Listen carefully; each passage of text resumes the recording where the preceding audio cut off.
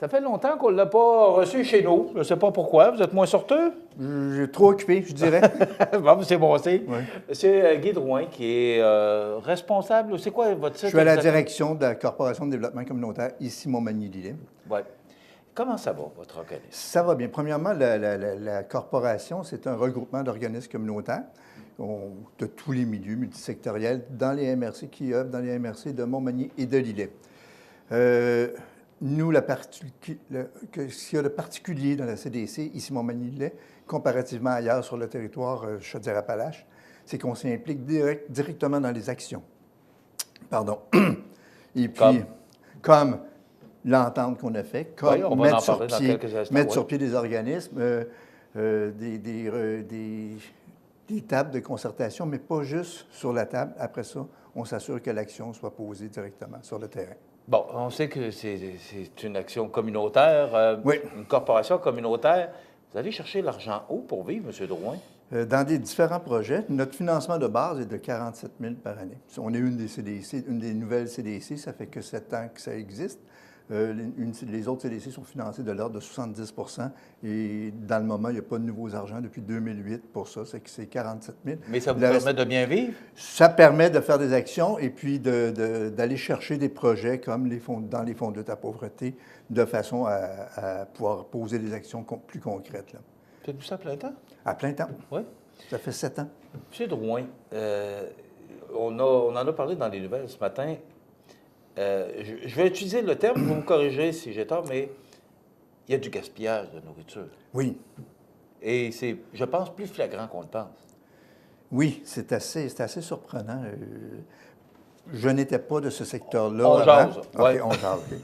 Et puis, quand il est arrivé le Fonds de lutte à la pauvreté, en 2012, la CDC, on a pu piloter les 2 tables de concertation, une dans la MRC de Montmagny, une dans la MRC de Lillet, pour voir l'état de la situation. Ça a été vite établi que ça a été la sécurité alimentaire de nos concitoyens qui était la priorité numéro 1. Il y en avait 2 autres aussi. Pour s'apercevoir qu'on était les moins bien nantis de Chaudière-Appalaches en ce qui a trait à la structure de la sécurité alimentaire. On était les seuls MRC où il n'y avait pas d'organisme qui s'occupait de sécurité alimentaire. Okay. C'est qu'on a fait une étude, on est arrivé à une concertation avec les organismes qui en faisaient un petit peu, mais dont leur mission de base n'était pas la sécurité alimentaire. C'est là qu'on a décidé de former. On est allé chercher des fonds qui étaient disponibles à la grandeur du Québec là-dessus. On a formé l'organisme Soupe au bouton. C'est pour ça que souvent les gens vont faire Bon, expliquez-nous c'est quoi, parce qu'on en parle souvent sur nos ondes. C'est quoi la soupe au bouton par rapport à la CDC Montmagny-Lillet? C'est quoi le lien? C'est la CDC qui a piloté le projet quand je vous dis qu'on s'implique dans les actions. On a formé, il y a plusieurs organismes qui étaient présents à une table pour décider de former un organisme qui s'occupe de sécurité alimentaire, qui a maintenant son numéro de charité, qui a ses lettres patentes, qui a un CA de la présidente Ginette Desbiens, une bénévole. Tout se fait en bénévolat, sauf nous dans le projet avec la CDC. Aujourd'hui, on parle de 150 bénévoles qui œuvrent dans Soupe au bouton sur la grandeur du territoire de Montmagny-Lillet. Ils vont 150 bénévoles? 150 bénévoles, c'est assez impressionnant. Oui. C'est des milliers d'heures de bénévolat. Souvent, c'est trop peu dit. Nous, on le dit le plus souvent possible. C'est que c'est piloté avec bonne humeur par le CA de Soupe au bouton, ce nouveau CA-là. Donc, si on ramène ça au projet, parce oui. que je vous ai parlé de gaspillage. Tout gaspillage, c'est pas toujours voulu, mais sauf que j'en parlais un peu avant votre arrivée. Les best before, là, les meilleurs avant. Tout à fait. Donc, vous voyez un pot de mayonnaise hier qui s'est marqué meilleur avant le 21 octobre. Pourtant, le pot est à la moitié. Et ça ne veut pas dire qu'il est plus bon. Mais il y a des gens qui vont l'acheter parce que c'est marqué meilleur avant. Mais ça ne veut pas dire que le 22 octobre, il est plus bon. Ça ne marche pas de même. C'est ça. Mais il y a beaucoup de gaspillage dans ce sens-là. Oui, c'est assez impressionnant. Oui, allez-y. Et encore, où on en est venu à faire cette entente-là avec Moisson-Kamouraska puis l'IGA à Saint-Jean-Port-Joli, qui fera des petits, là. On s'est aperçu que, oui, on allait chercher des denrées chez les moissons, mais ces denrées-là nous provenaient d'ailleurs. C'est que finalement, ce qu'on faisait, c'est qu'on promenait des denrées périmées. Pour les avoir ici, on payait une fortune en transport, alors On peut avoir ça ici même, dans nos épiceries. Pourquoi ne pas aller chercher dans les épiceries puis les remettre directement? On aura au moins économisé le transport. C'est que, cependant, ça ne se fait pas. Il y a des règles du MAPAC. Il y a les épiciers veulent se protéger. C'est tellement rendu sévère. C'est rendu sévère. C'est que ça a été un processus de 3 années avant que tout le monde soit d'accord. Et puis qu'on a commencé lundi, justement. Bon. C'est quoi le projet exactement? Le projet, c'est d'aller chercher avec les épiciers, au lieu de mettre dans la pour l'instant, c'est IGA Saint-Jean-Port-de-Vie qui est concerné. Pour l'instant. Pour l'instant, mais j'ai parlé avec Luc Houd hier, puis on va... C'est ça, on va prendre le temps de bien faire les choses, puis on va prendre le temps. Donc, ça pourrait... Faire des petits, de toute façon, pour ne pas aller chercher des denrées qui proviennent de Montréal, puis qu'on paye le transport pour distribuer ici, puis ici, on les met aux poubelles. C'est ça. C'est juste la simple. Ça ne serait pas logique, là. Ouais, OK. C'est que là, on va s'entendre. Donc, le projet? Le projet, c'est que les surplus, même en viande, qui seront congelés, il y a des règles précises. Toute l'équipe de Soupe au bouton qui s'occupe de cette récupération-là sont formés MAPAC. Ils sont formés par le réseau des banques alimentaires du Québec, par Moisson Kamouraska. On s'assure que tout soit fait dans l'ordre, la chaîne de froid est respectée. Si on transporte de la viande, il faut que ce soit dans des glacières ou un camion réfrigéré ou... OK. Comment ça fonctionne? Ça veut dire que les aliments qui sont périmés là, vont aller à Soupe au bouton, c'est ça? Oui.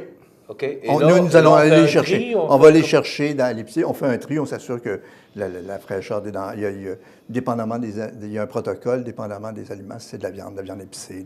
Il y a un protocole qui est suivi strictement, de façon il ne faut pas empoisonner personne. Là. On s'assure qu'on ne prend pas de chance. Ces denrées-là sont soit remis directement aux gens ou cuisinés. Dans le cas de certains cas de viande, il faut les cuisiner avant de les remettre. Ou on a des cuisiniers, des cuisinières bénévoles qui transforment la viande. Il y a des fois des délais qui sont courts. Comment on fait là, pour... on est après monter ça. La viande, on sait que on est après. Il faut la congeler le plus rapidement possible. Okay. Quand on l'a, elle est dans les tablettes, puis là, il y a des règles qui disent que le lendemain, il faut qu'elle est plus bonne. C'est que là, si on la congèle tout de suite, parce que moi, si je fais ça, puis je vais à l'épicerie, faire mon épicerie, je prends la même viande, puis je la congèle chez moi, si 5 minutes après, parce que l'épicerie est fermée, on est obligé de l'acheter, c'est pas trop logique, là. C'est que là, on suit les règles, puis on va congeler les viandes. Des fois, on pourra les remettre directement à ceux qui en ont besoin, et d'autres fois, il faut les transformer, dépendamment du protocole. OK. Vous les remettez à qui? À des gens dans le besoin. Bon, moi, je vais vous en parler. Comment ça se passe dans notre région, Côte-du-Sud? Oui. Et moi, ce qui se passe ailleurs, je suis sensible à ça, mais moi, c'est ma région particulièrement. Oui. Comment ça se passe chez nous par rapport à la pauvreté des gens dans le besoin? Est-ce que ça diminue? Est-ce que ça stagne? Est-ce que ça augmente? Les demandes... Vous êtes directement concerné? Oui, les demandes augmentent. C'est mais pourquoi? Parce qu'aujourd'hui, on sait, bon, il y a l'aide sociale, il y a tellement aujourd'hui de ressources. Dites-moi, aidez-moi à comprendre comment c'est que la pauvreté augmente. De plus en plus, les gens qui lèvent des abuseurs, il y a des fraudeurs, il y a 3 chez Fraudage, chez Norbourg, il y a eu ça, il y en a partout. Il y en a partout, parce que souvent, on tape sur ceux qu'on voit. Là. Ouais. Moi, j'ai presque pas vu des gens qui abusaient, là, puis qu'on s'entend. C'est souvent du canage bossé, que tout de gens, c'est pas les millions de dollars qui ont été volés chez Norbourg ou à la commission Charbonneau. Là. On ne parle pas du même genre de fraude. Mais il y en a très peu. Les gens, souvent, il y a 10 des gens qui viennent, c'est des gens qui travaillent. OK? Monoparental. Qui travaillent? Ah, oui. Okay. Si vous travaillez au salaire minimum, ici, il n'y a pas beaucoup de transport en commun. Hein, ça prend une voiture. Vous travaillez au salaire minimum, vous avez 2 enfants, l'auto brise. C'est 500 de réparation, là. Vous faites quoi pour arriver? C'est que ça c'est un exemple qu'on peut comprendre facilement. C'est qu'il faut nourrir. Surtout quand il y a des enfants, il faut les nourrir le plus adéquatement possible. Souvent, les gens n'arrivent pas. Souvent, c'est des gens dans la société qui sont rendus là parce qu'ils ont de la misère à s'organiser. Hein? Pas tous les cas, mais souvent, c'est des gens qui ont de la misère à s'organiser et ce n'est pas de leur faute. Il faut les accompagner. Ils ont de la misère à gérer des budgets. Ils ont de la misère... C'est pas tout le monde qui a eu la même éducation. Il y en a qui ne savent ni lire ni écrire. Mais justement, vous parlez d'éducation, puis on sait que plus on avance dans le temps, plus les gens ont de la scolarité. Oui. On vit ça encore? Oui. On voit je suis un peu surpris de ce que vous me dites. Ah oui? Je vais vous emmener avec moi, puis on va bien voir qu'il y a des gens qui ont de la misère à lire et à écrire, qui ont de la difficulté à faire l'épicerie. C'est pour ça que parallèlement à cette aide-là, on a aussi une aile en autonomie alimentaire, c'est-à-dire dans les cuisines collectives, où on apprend à faire à manger à pas cher. Hein, il y a des gens, puis là, c'est pas fermé à des gens, c'est pas seulement qu'à des gens qui sont en situation de précarité. On mixe de façon qu'on puisse faire un réseautage. Puis il faut que les connaissances, le transfert des connaissances se fasse avec des gens qui ont des connaissances. Puis ça fonctionne. Il y a de belles amitiés qui se sont créées là. C'est de la formation que vous donnez? On met une animatrice, on forme une animatrice en cuisine collective, le MAPAC, sa formation avec le réseau des cuisines collectives. Puis la personne anime un groupe de cuisine collective. C'est que là, ils font l'épicerie ensemble. Parce que juste faire l'épicerie, on peut se laisser avoir si on a de la difficulté à lire et à écrire. Là. On peut avoir une étiquette rouge, puis tu l'achètes pensant que c'est en spécial, puis c'est pas en spécial. Mm-hmm. Il y a toute une technique marketing pour ça. On apprend à faire l'épicerie, on apprend à faire à manger, à utiliser les légumes du moment. Puis ça fonctionne. On a entre 10 et 14 groupes, dépendamment du temps, là, sur le territoire de Montmagny-Lillet, qui font ça. Puis il y a d'autres organismes qui en font aussi. Donc, ce que je comprends, M. Drouin, c'est que les besoins sont de plus en plus criants. Oui, on les voit plus. Oui. Vu qu'il n'y avait pas d'organisme s'occupant en sécurité alimentaire, on les voyait moins avant. Là, maintenant qu'il y a un organisme en sécurité alimentaire qui s'appelle Soupe au bouton, on les voit. Et ça fait frissonner des bouts, là. Donc, c'est une belle association, c'est un beau partenariat que vous avez. C'est un partenariat, une belle concertation avec Louis Soucy de IGA, avec Mireille Lisotte de Moisson-Kamouraska et la Soupe au bouton de la CDC. Moi, je suis directeur par intérim. Cet organisme-là va devenir autonome éventuellement, là. Puis on s'est assis ensemble, on a réussi à passer toutes les étapes de la formation. Est-ce que c'était voulu pour que ça se fasse, ou que cette entente-là se fasse quelques jours avant Noël, là, parce qu'on est quand même à 2 mois de fête? Non, on a poussé le maximum. Ça fait 3 ans, on ne s'est pas aligné pour Noël 2017. Mais est-ce que les besoins sont plus les besoins sont demandants plus pour le temps des fêtes? C'est certain. Oui.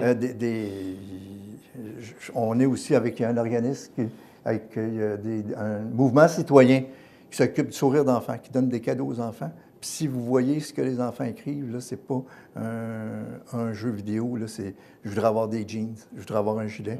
Hein, c'est que quand ils arrivent avant le temps des fêtes, les besoins augmentent parce que les parents veulent donner un cadeau à leur enfant. Là, hein, puis s'ils donnent un cadeau à leur enfant, ils ont moins de budget pour la nourriture. C'est que les paniers de Noël, puis c'est au-dessus de tout ça, c'est durant les paniers de Noël, il y a une centaine, 125 bénévoles. Bon, à la grandeur du territoire, c'est des centaines. De Montmagny-Lillet, je parle, qui vont donner un coup de main puis qui sont heureux de donner un coup de main aux gens, aux plus démunis de notre société. Là. C'est le partage. On est très sensible à ça, M. Drouin. On peut communiquer avec vous? Comment on peut... On peut communiquer à la CDC, si on veut faire du bénévolat, si on veut s'inscrire dans des groupes, à la CDC, le numéro de téléphone est 358-6001. Vous êtes à quel endroit? On est à Saint-Jean-Port-Joli, puis au printemps, on aura aussi des bureaux à Montmagny. On aura des bureaux dans les deux MRC. Donc, ce sera plus facile. Ça sera plus loin un petit peu, là. On est loin, c'est ça. Ça vous fait des reproches, mais on est très sensible à ce que vous faites, au travail que vous faites. Bravo. OK, bravo bien, merci beaucoup. Aussi, puis on va continuer à vous supporter. Oui, je pense que de sensibiliser les gens au fait qu'il y a des gens qui sont démunis, des gens qui sont dans le besoin. Moins chanceux que ça d'autres. Va pas. Moi, j'aurais aimé ça que vous me disiez que ça diminue. Mais c'est pas ce que je comprends ce matin. Le chômage diminue, mais ceux qui sont mal pris sont de plus en plus mal pris parce qu'on sait que l'aide sociale va diminuer. On sait qu'il y a des coupures, on oblige les gens de plus en plus à aller sur le marché du travail.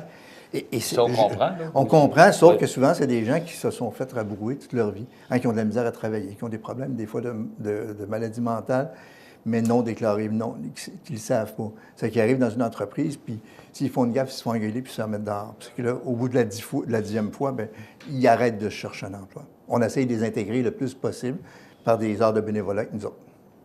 Merci. Je pense que le message a passé ce matin. Merci, M. Merci. Drouin. Guy Drouin de la CDC ici, Montmagny-Lillet. C'est un beau partenariat avec Moisson-Kamouraska et magasin Coop IGA, Coop La Paix de Saint-Jean-Port-Joli.